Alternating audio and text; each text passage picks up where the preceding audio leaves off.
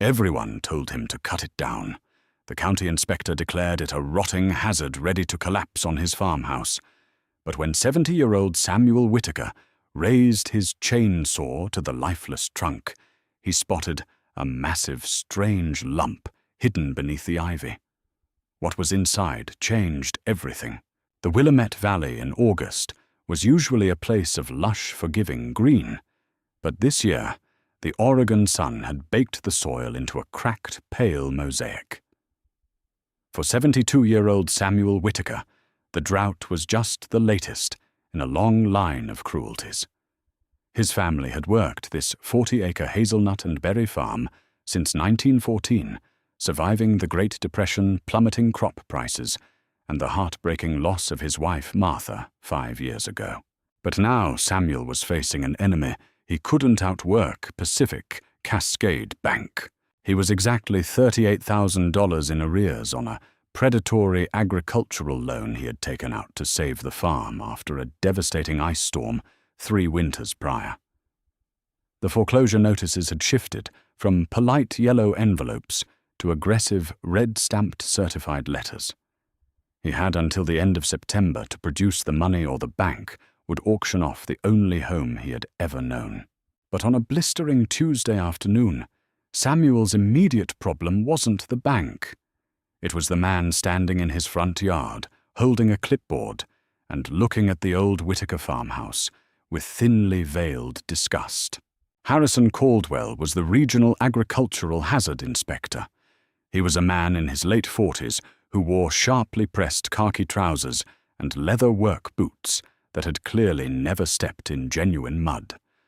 Caldwell had arrived unannounced in a pristine white Dodge Ram, flashing a county badge and citing a neighborhood complaint about a potential safety hazard. The hazard in question was the Sentinel. Standing less than 40 feet from the front porch of Samuel's farmhouse was an ancient Claro walnut tree. Samuel's grandfather had planted it the day he bought the property. For over a century, its massive canopy had shaded the house from the brutal summer sun. But over the last 2 years, the tree had rapidly declined. The canopy had thinned, the leaves had turned a sickly yellow, and now its massive branches stood bare and skeletal against the blue sky. "I'm telling you, Mr. Whitaker, it's a textbook case of thousand cankers disease," Caldwell said, his tone dripping with practiced authority. He tapped the thick, deeply furrowed bark of the old walnut tree with a shiny metal pen.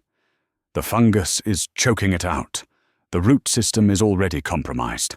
With the way this trunk is leaning, the next heavy windstorm we get is going to send this entire 70-foot liability straight through your living room roof." Samuel stood on the porch, wiping grease from his calloused hands with a red shop rag. He looked at the tree, his chest tightening.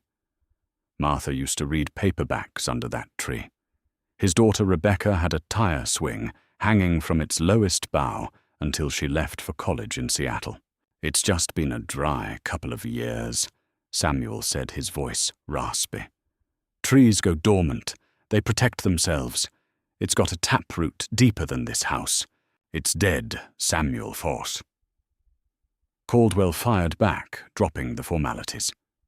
"And County Ordinance 4B states that any dead timber within 50 feet of a primary residence must be felled.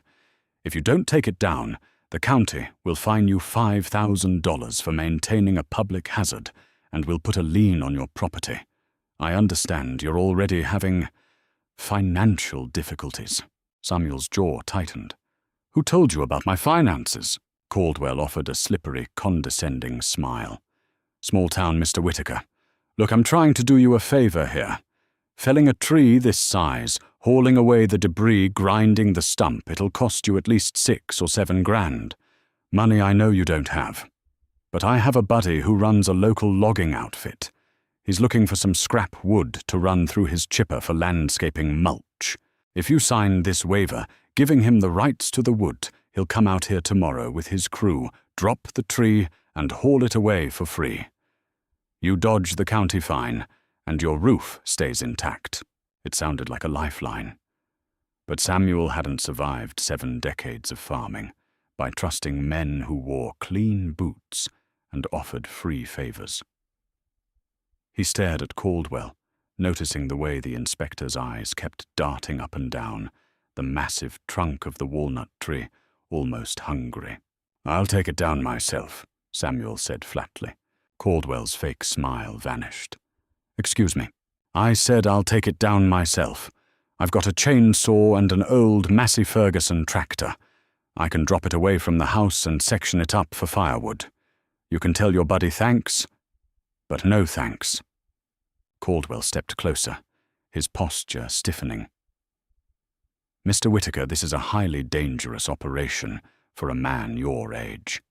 If you damage the property, your insurance won't cover it, because it's an illegal felling. I highly suggest you sign the paper." "Get off my land, Harrison," Samuel said, stepping off the porch, his tall, weathered frame still imposing despite his age. "The tree will be on the ground by Friday. You can come back and inspect the stump." Caldwell stared at him for a long, tense moment. The veins in the inspector's neck bulged slightly, betraying a flash of genuine anger.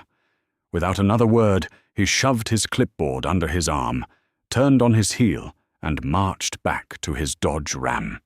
He peeled out of the dirt driveway, kicking up a cloud of dry dust that settled over the dying grass. That evening, Samuel sat at his kitchen table, a half-empty mug of black coffee, cooling beside a stack of unpaid bills. The phone rang. It was his daughter, Rebecca. "Dad, please tell me you aren't actually going to try and cut down the sentinel yourself," she pleaded. "You have a bad back. That tree is massive. Let the county guy do it." "Becky, something wasn't right about him," Samuel replied, massaging his temples. "He was too eager. Men like that don't give away $6,000 of labor out of the kindness of their hearts. Besides, if I chop it, I can season the wood and sell it for winter fuel. Might make a few $100. Every dollar counts right now." "Dad, a few $100 isn't going to stop the bank. You need $38,000. You need a miracle." "I know," Samuel whispered, looking out the kitchen window at the silhouette of the great tree in the moonlight. "But right now, I just need to drop a tree. I'll call you tomorrow." He hung up the phone, feeling the crushing weight of his reality. He was going to lose the farm. He was going to lose Martha's home. But he wouldn't let Harrison Caldwell bully him into giving away his grandfather's tree. The next morning broke with a heavy, oppressive heat. By 7 a.m., the cicadas were already buzzing in the dry brush. Samuel walked out to the base of the giant Claro walnut, carrying his heavy-duty style MS 661, chainsaw, a crowbar, and a sharp felling axe. Up close, the tree looked even more tragic. The trunk was massive, easily 4 feet in diameter, but the lower half was entirely choked by decades-old English ivy. The invasive vines had grown as thick as a man's wrist, spiraling up the bark like parasitic green snakes. If Samuel was going to make a clean felling cut, he needed to strip the ivy away from the base first. He swung his axe, sinking the blade into the thickest ivy vine. The vine snapped, oozing a sticky white sap. For the next 2 hours, Samuel engaged in brutal, back-breaking labor. He hacked, pulled, and pried the tangled mess of vines away from the trunk. His shirt was soaked with sweat, his breathing heavy and ragged in the stagnant morning air. As he tore away a massive sheet of ivy from the blind side of the trunk, the side facing away from the house, his crowbar hit something hard. It didn't make the dull thud of rotting wood. It made a sharp, dense crack, like striking a piece of solid concrete. Samuel wiped his brow and dropped to his knees. He pulled back the remaining foliage, coughing, as decades of trapped dust plumed into the air. There, hidden entirely by the overgrowth, was a lump. It was an enormous, bulbous growth protruding from the base of the trunk. It was roughly the size of a tractor tire, swelling outward in a grotesque, lopsided sphere. It covered almost half the circumference of the lower trunk, bulging unnaturally. Samuel frowned. He had seen tree burls before, growths caused by stress fungi or insect infestations that forced the tree's grain to grow in twisted, deformed patterns. But he had never seen anything like this. It was monstrous, and more strangely, while the rest of the tree looked dry and dead, the bark covering this massive lump looked different. It was darker, heavily textured, and weeping a slow, amber-colored sap that smelled faintly of vanilla and spice. Curiosity. Overcoming his exhaustion, Samuel picked up a wire brush from his toolkit and vigorously scrubbed a section of the lump. He scraped away the dirt and the rough outer bark.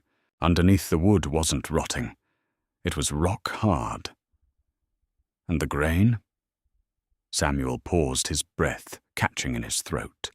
Even in its raw, unsanded state, the wood beneath the bark looked like a tempest caught in amber.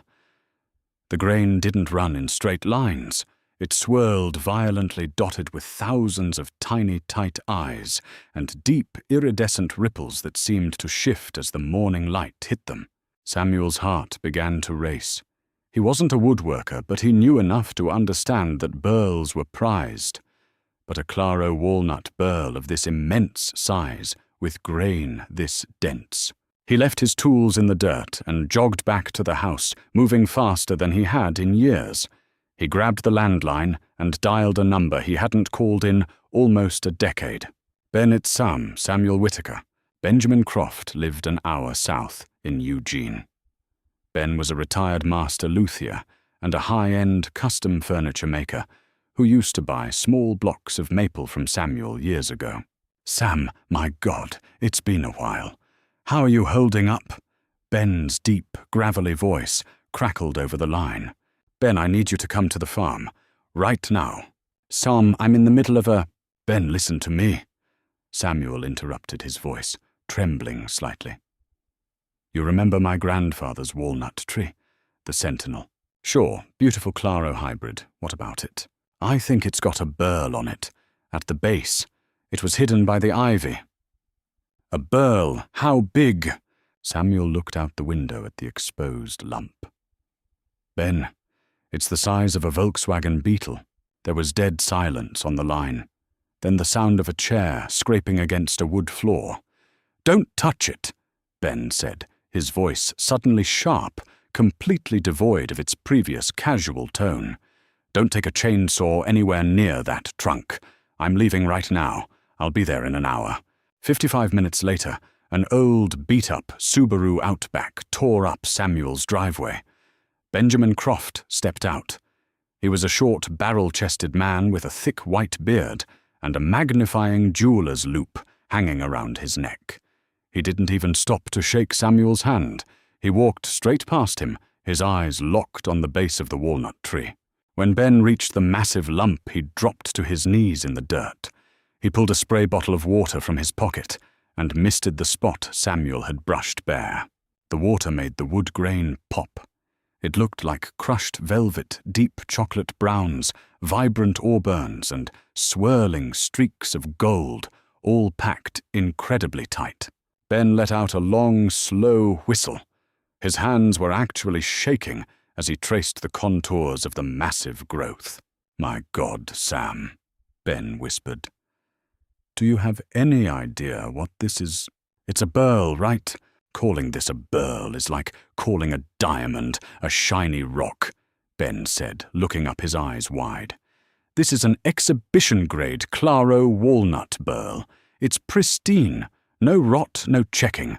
The stress of the drought, the way this tree fought to survive. It pushed all its energy into this growth. Sam, the European luxury car markets, high-end veneer, brokers, custom piano makers. They would kill for this. What's it worth?" Samuel asked, his mouth suddenly dry. Ben stood up, wiping the dirt from his jeans. It's hard to say without cutting it open to see the interior yield, but just based on the circumference and the eye density on this raw edge, if it's solid all the way through, you're looking at $80,000, maybe over $100,000 at auction. Samuel staggered back a step. The breath rushed out of his lungs. $80,000. It was more than enough to pay off Pacific Cascade Bank. It was enough to fix the tractor, repair the roof, and secure his and Rebecca's future. The tree wasn't a liability. It was a lottery ticket. "But Sam, there's a problem," Ben said, his tone suddenly dropping. He walked around to the far side of the tree, pointing at the bark just a few inches above the burl. Samuel walked over. There, hidden in a deep crevice of the bark where the ivy had been thickest, was a small, perfectly sprayed dot of neon pink forestry paint. "Somebody tagged this tree," Ben said quietly. "Somebody who knew exactly what was under that ivy. Somebody who wanted to mark it for a professional extraction." The puzzle pieces violently snapped together in Samuel's mind. Harrison Caldwell, the desperate push to get Samuel to sign a waiver, the offer to use his buddy's logging crew to haul away the wood for free. Caldwell didn't give a damn about a county hazard ordinance. He had somehow spotted the burl, maybe during a drive-by. Maybe he had poked around the property when Samuel wasn't home, and he was trying to steal a $100,000 piece of timber right out from under a desperate, indebted old man. Before Samuel could speak, a low mechanical rumble echoed across the valley. Both men turned toward the county road. A heavy-duty flatbed truck hauling a massive industrial skid steer loader had just turned off the highway and was creeping down the dirt road toward Samuel's front gate. The truck was unmarked, but following closely behind it was a pristine, white Dodge Ram. Caldwell wasn't waiting for Friday. He was coming to take the tree right now. The heavy rumble of the diesel engines vibrated through the dry soil, sending a flock of startled crows into the pale afternoon sky. The unmarked flatbed truck hissed to a halt just yards from the farmhouse, its air brakes releasing a sharp, aggressive sigh. The white Dodge Ram parked haphazardly beside it, blocking Samuel's driveway completely. Harrison Caldwell stepped out of the truck, but he wasn't wearing his neatly pressed khakis today. He wore heavy logger's denim and a high-vis vest. Behind him, a massive, broad-shouldered man with a thick ginger beard hopped down from the flatbed. He carried a monstrous Husqvarna chainsaw with a 36-inch bar, the kind used for commercial clear-cutting. Samuel felt his blood run cold, but his boots remained planted firmly in the dust. Beside him, Benjamin Croft crossed his arms, his eyes narrowing into dangerous slits. "Afternoon, Mr. Whitaker." Caldwell called out his voice, dripping with a forced, overly loud cheerfulness. He marched toward the farmhouse, waving a yellow sheet of paper. "I told you I'd be back. The county supervisor reviewed my report this morning and fast-tracked an emergency removal order. We're taking the tree down today, before the storm front moves in tomorrow." "There isn't a cloud in the sky, Harrison," Samuel said, his voice deadly quiet. "County policy," Caldwell replied smoothly, stopping 10 feet away. He gestured to the burly man behind him. "This is Donovan Briggs. He's an authorized county contractor. We'll have this mess cleaned up in a few hours free of charge. You just need to step aside." Donovan revved the Husqvarna. The deafening roar echoed off the wooden slats of the farmhouse, a clear intimidation tactic. "Turn that damn thing off!" Samuel roared, taking a step forward. Donovan looked at Caldwell, who gave a slight, arrogant nod. The logger killed the engine, leaving a ringing silence in the yard. "I didn't sign your waiver," Samuel said. "You have no jurisdiction to cut timber on private property without a court order or my consent." Caldwell smiled, holding up the yellow paper. "Like I said, emergency public hazard injunction. Section 4, paragraph B. If you interfere with a county contractor, I'll have the sheriff out here to arrest you for obstruction. Now move." Ben stepped out from behind the massive trunk of the walnut tree. He walked right up to Caldwell, snatching the yellow paper from the inspector's hand before the man could react. "Hey, give that back," Caldwell snapped. Ben adjusted his jeweler's loop on his chest and scanned the document. "This isn't signed by a judge," Ben stated, his gravelly voice cutting through the tension. "It's a standard pre-inspection form. You forged a supervisor's signature on a carbon copy to make it look like a legal injunction. Caldwell's smug expression faltered, a flash of panic darting across his eyes. "Who the hell are you?" "I'm the guy who knows exactly what you're trying to steal," Ben replied. He pointed a thick, calloused finger at the inspector. "You didn't care about a rotting branch hitting the roof. You saw the burl. You sprayed a neon pink marker on it. You were going to drop this tree haul-it to Donovan's mill and sell a $100,000 piece of exhibition-grade Claro walnut on the black market, while this man lost his farm to the bank." The color drained from Caldwell's face. Donovan Briggs, the burly logger, suddenly looked very uncomfortable. He shifted his weight, eyeing Caldwell. "Harry, you told me this was a standard hazard clearance. You didn't say nothing about stealing a high-grade burl from an old-timer." "Shut up, Don," Caldwell hissed. He turned back to Samuel, dropping the polished bureaucratic act entirely. His face twisted into an ugly, desperate sneer. "Listen to me, old man. You don't have the equipment to harvest that burl without shattering it. You don't have the buyers. You're going to lose this farm in 3 weeks anyway. Let me take it. I'll give you 10 grand in cash today. That's more than you'll get from an auction after broker fees." Samuel looked at the desperate man standing in his yard. He thought about the sleepless nights, the terrifying letters from Pacific Cascade Bank, and the sheer audacity of this man trying to rob him blind in broad daylight. Samuel reached into his pocket and pulled out his cell phone. "What are you doing?" Caldwell demanded.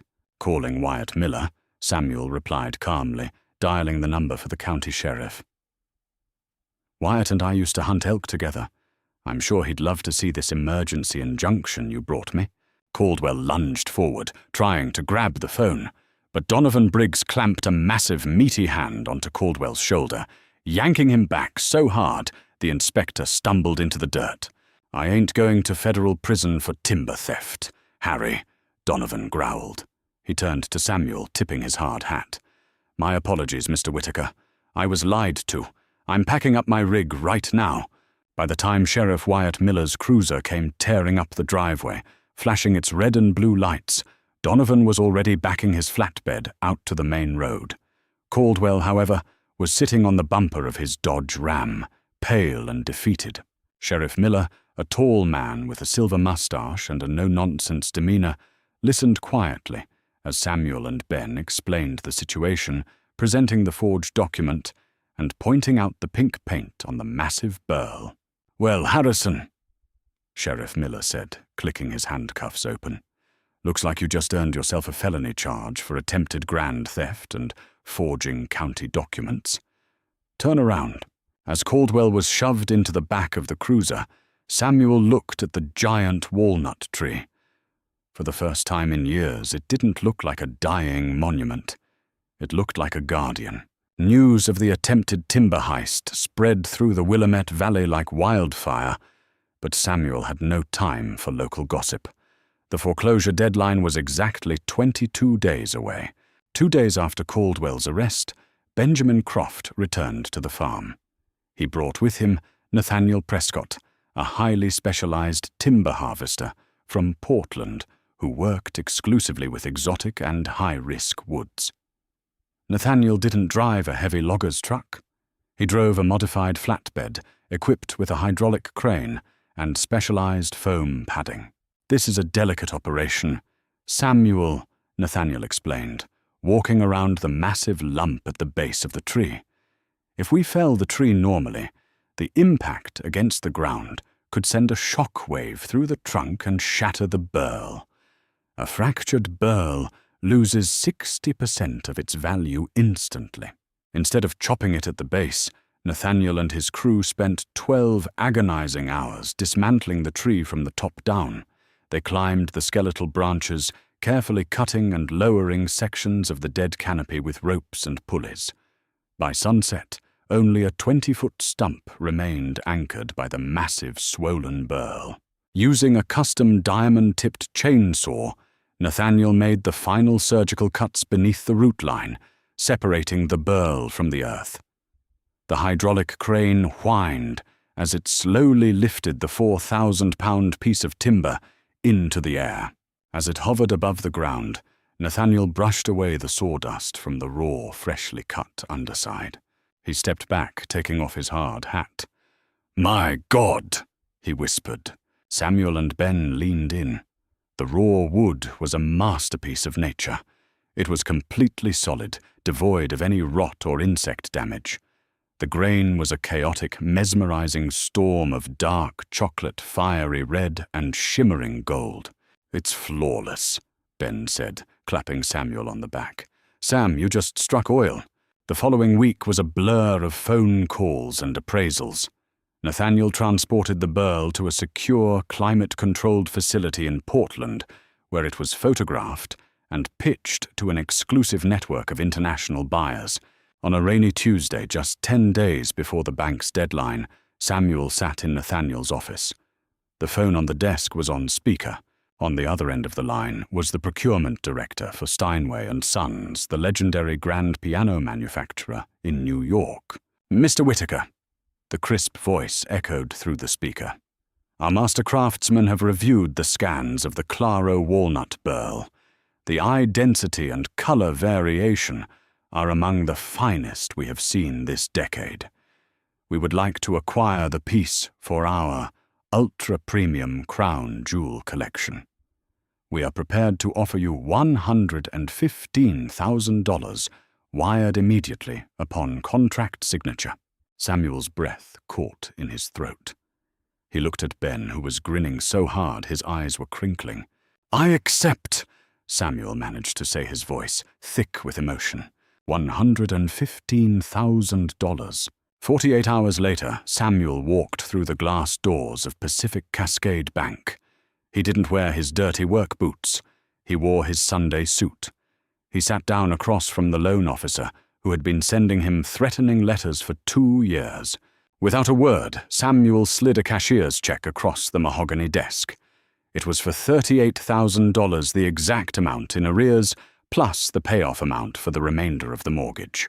The loan officer stared at the check, his mouth slightly open. "Mr. Whitaker, we didn't expect.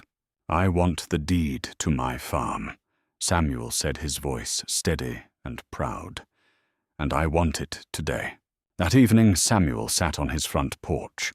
The giant Claro walnut tree was gone, leaving a wide open space in the yard. But the house was safe. The farm was his again. A car pulled up, and his daughter Rebecca jumped out. She ran up the porch steps, tears streaming down her face, and threw her arms around her father's neck. "You did it, Dad!" she cried. "You saved the farm!" Samuel hugged her tightly, looking out at the spot where the old tree had stood for a century. The sentinel had died, yes. But in its dying breath, it had protected the family one last time. The next morning, Samuel and Rebecca walked out into the yard. In the exact spot where the old walnut tree had been, they dug a fresh hole in the Oregon soil. Together they lowered a new, healthy Claro walnut sapling into the earth. Samuel patted the dirt down around the roots. He knew he wouldn't live long enough to see it grow into a giant. But Rebecca would. And maybe one day her children would sit in its shade. Sometimes what looks like a dead end is just a hidden treasure waiting to be uncovered. Samuel Whitaker's story proves that resilience, standing your ground, and looking a little closer can change your life forever. If this incredible true-to-life story of outsmarting greed and saving a family legacy inspired you, please hit that like button, share it with someone who loves a great plot twist, and don't forget to subscribe for more amazing stories. What would you have done? Let us know in the comments.